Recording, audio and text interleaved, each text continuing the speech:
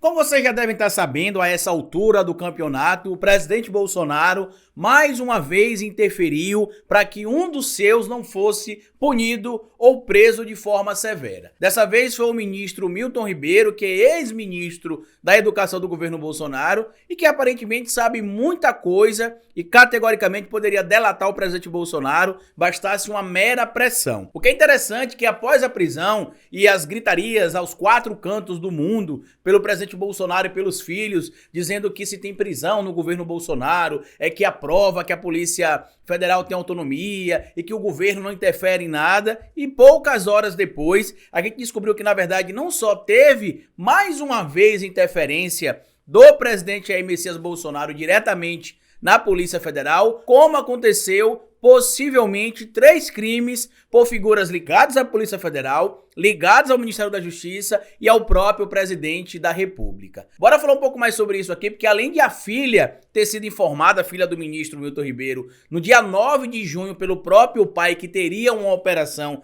para pegar ele, possivelmente, uma busca e apreensão, no dia da prisão, 9h19 da manhã, a esposa do ministro, a Miriam Correia, ligou para figuras da família, para parentes, para dizer que o Milton Ribeiro já sabia da operação.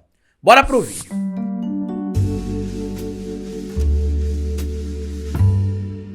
Pois bem, meu povo, antes de seguir esse vídeo aqui, eu queria pedir a você que deixasse like no começo do vídeo, porque se deixar lá pro final você esquece. Queria pedir a você também que se tornasse membro ou apoiador do nosso canal, ou siga a gente lá na Pigback, ou colabore com o nosso Pix, que é esse aqui, ó, que é uma maneira que vocês têm de ajudar o nosso canal a se manter aqui diariamente, de forma independente. Também queria lembrar a vocês que a nossa loja virtual voltou com aquela queima de estoque que eu tinha comentado com vocês, e o link do acesso tá aqui na descrição do vídeo. E mostra aí, Gabriel, como é que tá a nossa loja nova agora. Você pode acessar lá, comprar o produto de vocês. O valor das camisas aumentou um pouquinho, né? A gente tinha anunciado lá com o pagamento em Pix por R$ 24 aproximadamente, e agora a gente decidiu colocar R$ 29,90. Você pode pagar no Pix, cartão de crédito, bolo, como você quiser, e a gente envia para todos os lugares do Brasil. Aproveita a promoção que ela estava R$ 39,90, caiu agora para R$ 29,90 para zerar esse estoque, que agora e no final de julho, no máximo, a gente já vai voltar com a coleção nova. Muita gente ficou chocada com a informação de que o presidente Bolsonaro mais uma vez interferiu na Polícia Federal. Outras nem tanto, até porque a gente já sabe que é óbvio, a cada dia que passa vem à tona o aparelhamento do Estado brasileiro por parte de um líder de uma organização criminosa que atende pelo sobrenome de Bolsonaro. Sejam os filhos, seja o próprio presidente da República, o crime e ele são praticamente sinônimos. Você não pode separar a criminalidade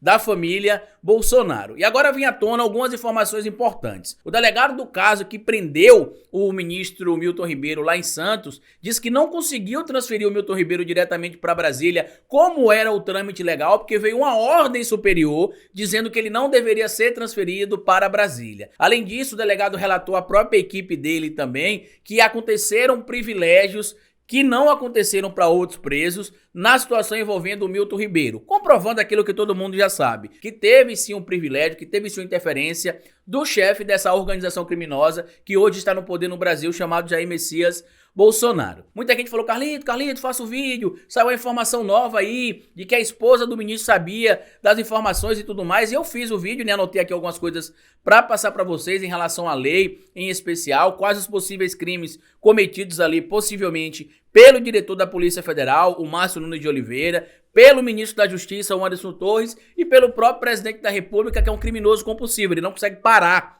de cometer crimes. Ele sabe que tem uma prerrogativa especial por conta do cargo que ele exerce nesse momento de presidente da República, só que por isso também, de certo modo, desespero, porque ele sabe que será preso. Então um áudio que vocês devem ter ouvido aí circulando em vários portais sobre a filha do Milton Ribeiro falando que o pai já sabia da informação, eu vou mostrar pra vocês aqui rapidinho. Mostra aí, Gabriel, a filha conversando com o pai sobre a operação que o pai disse que já sabia. Mostra aí. Você tá bom, pai?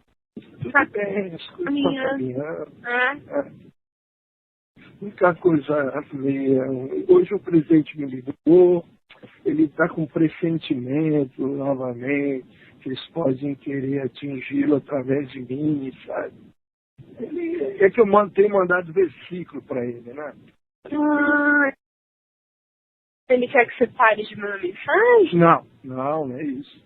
Ele acha que vão fazer uma busca e apreensão em casa, sabe? É muito triste. Então, bom, isso pode acontecer, né? Se houver indícios, né? Mas não é por quê, meu Deus. Pai, não houve, essa voz não é definitiva. Eu não sei se ele tem alguma informação. Eu tô te ligando eu tô te ligando no celular normal, viu, pai? Então a gente fala, então, tá? Pois é, essa ligação teria acontecido supostamente no dia 9 de junho, e entre o dia 8 e 9 de junho, o presidente Bolsonaro estava se dirigindo para a Cúpula das Américas em Los Angeles, e inclusive o próprio ex-ministro diz isso, que o Bolsonaro estava indo para os Estados Unidos, e junto com o presidente da República estava o ministro da Justiça, Anderson Torres, que em tese, na linha hierárquica ali, estaria acima da Polícia Federal, apesar de a Polícia Federal ter a autonomia, mas como o ministro da Justiça é quem em tese comanda a pasta de segurança, e a Polícia Federal também está envolvida nessa pasta, de certo modo, algumas informações ele acaba tendo acesso. É claro que ele não deveria ter acesso a informações privilegiadas ou sigilosas, já que o cargo dele de ministro não pode trazer para ele esse tipo de superpoderes. Eu até anotei aqui os crimes cometidos tanto pelo presidente Bolsonaro, quanto pelo diretor da Polícia Federal, quanto pelo ministro da Justiça, possivelmente. Estão aí os crimes, por exemplo, de prevaricação, previsto no artigo 319 do Código Penal, o crime de advocacia administrativa, previsto no artigo 321, e o crime também de violação de sigilo funcional, previsto no artigo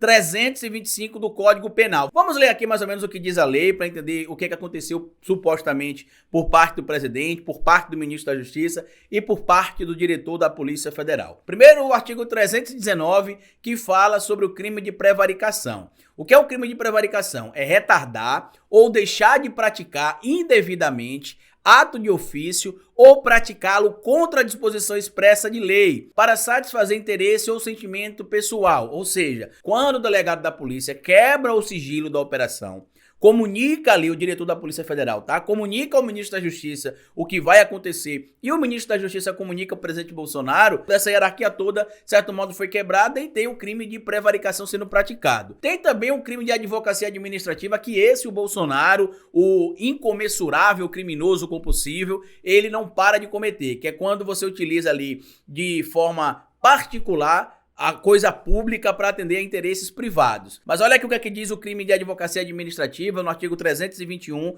do Código Penal. Patrocinar direta ou indiretamente interesse privado perante a administração pública, valendo-se da qualidade de funcionário. No caso do presidente da República, muita gente não sabe, mas enquanto ele está ali no cargo político, ocupando presidente, deputado, ele é um servidor público, temporário, mas ele é. Então, por conta daquela função que ele tem pública ali, ele acaba tendo acesso a algumas informações específicas por conta do cargo, assim como o ministro da Justiça, assim como o delegado da Polícia Federal, assim como o diretor também da Polícia Federal. Então, eles não podem tornar público informações que seriam em tese sigilosas, porque ele tem acesso àquelas informações, que é o que eu vou falar já já para vocês, por conta do cargo, por conta da função que eles exercem. E aí a gente pode levantar aqui também a possibilidade do crime cometido de violação de sigilo funcional supostamente, que também está previsto aqui no artigo 325 do Código Penal, que fala o seguinte aqui, ó: revelar fato de que tem ciência em razão do cargo que deva permanecer em segredo ou facilita-lhe a revelação. Vamos lá. Como é que vai ter uma operação da Polícia Federal e, em tese, o presidente da República não deveria saber, o ministro da Justiça não deveria saber e até mesmo o próprio diretor da Polícia Federal, dependendo de como for a operação,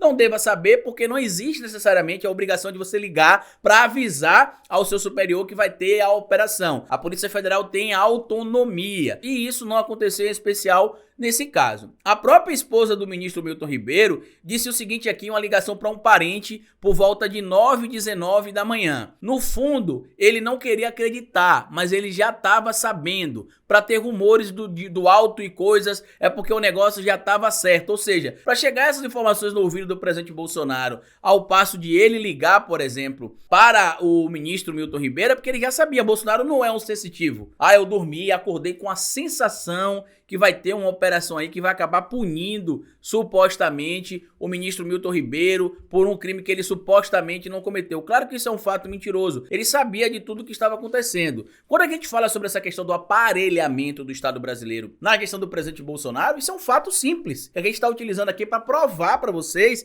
que não só tem acontecido o aparelhamento do Estado, como tem acontecido sucessivamente cometimento de crimes Pelo menos por parte do presidente da República, isso é uma afirmação consolidada. Por parte do ministro da Justiça e por parte do diretor da Polícia Federal, é uma possibilidade. Ou seja, supostamente eles teriam cometido ali ao menos 3 crimes, ou pelo menos 2 dos 3 crimes ali, que seria a prevaricação, artigo 319 do Código Penal, e também a violação do sigilo funcional, que está previsto no artigo 325 do Código Penal. E isso deixa a gente triste, de certo modo, porque a gente não consegue confiar nas autoridades públicas. É claro que tem policiais federais, é claro que tem membros do governo federal que são independentes, que atuam de maneira diferente, mas está claro que tem um aparelhamento tão grande do Estado que o presidente Bolsonaro está colocando as suas entranhas, os seus dedos podres, a sua garra criminosa em tudo que envolve o Estado brasileiro, a coisa pública, a res pública. Quando a gente chega aqui, por exemplo, para denunciar em mais de uma oportunidade a situação da advocacia administrativa e especial, que é quando o indivíduo utiliza coisa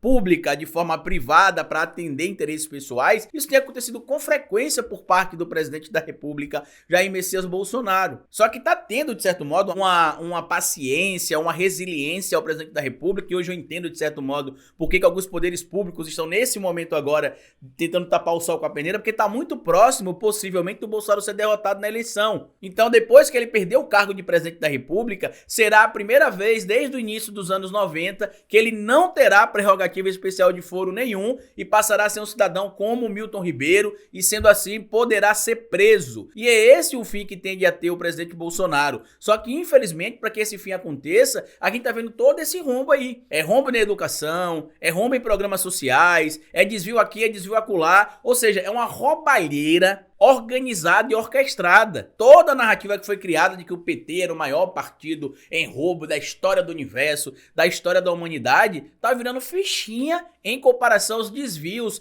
às roubalheiras que têm sido feitas durante a gestão do presidente Bolsonaro. Ele tá pegando simplesmente a chave do cofre e tá entregando na mão dos ladrões. Não precisa nem do Alibaba e os 40 ladrões ali, porque um ladrão só tá conseguindo abrir o cofre e distribuir para sua base aliada, porque o cofre, a chave tá na mão de um indivíduo ligado ao Centrão, que vocês bem sabem quem é, que tem amigos, inclusive, lá no estado de Alagoas, que está sendo beneficiado com esquemas de robótica em cidades e escolas, inclusive, que a escola não tem água, que a escola não tem energia, que a escola não tem nem carteira, não tem internet, mas tem um sistema de robótica para ser implementado na escola. Como isso é possível? Ainda mais sendo aliado de um indivíduo que preside uma das casas como representante de um dos poderes lá em Brasília. O que está acontecendo hoje com o presidente Bolsonaro, e essa informação de que ele tem interferido sim na Polícia Federal e em outros órgãos, está claro desde 2020. O bajulador mó do presidente Bolsonaro, que tirou o ex-presidente Lula da corrida eleitoral de 2018, o Sérgio Moro, já falava daquilo, que o Bolsonaro queria interferir na Polícia Federal. Outra situação que a gente ficou sabendo é que em uma operação sigilosa da Polícia Federal, onde se investigava invasão de telefones celulares por parte de hackers de autoridades públicas, o Sérgio Moro saiu ligando para membros do STJ, para membros de outros poderes para dizer, seu celular foi grampeado. A gente ficou sabendo aqui agora por parte da Polícia Federal. Mas como é que essa informação chegava no Moro se, em tese, algumas dessas informações deveriam ser sigilosas? O aparelhamento tá grande, tá consolidado, tá escancarado. Como eu disse para vocês no vídeo que eu falei sobre a resposta programada ali, tanto do filho ladrão Flávio quanto do filho ladrão Eduardo Bolsonaro, eu dizia para vocês que eles tentariam criar uma narrativa, mas que logo a gente veria que sim, teve interferência do presidente Bolsonaro. E não passou nem 24 horas. Tanto que nesse momento que a gente tá gravando o vídeo aqui para vocês, membros do Planalto estão preocupados com as consequências da prisão do ministro Milton Ribeiro. Eles já entendem que não só vão respingar no presidente Bolsonaro as situações envolvendo o ministro, como pode sim acontecer uma delação ou uma declaração envolvendo o ministro Milton Ribeiro. Muita gente diz que acha que não vai dar em nada, mas existe indícios fortíssimos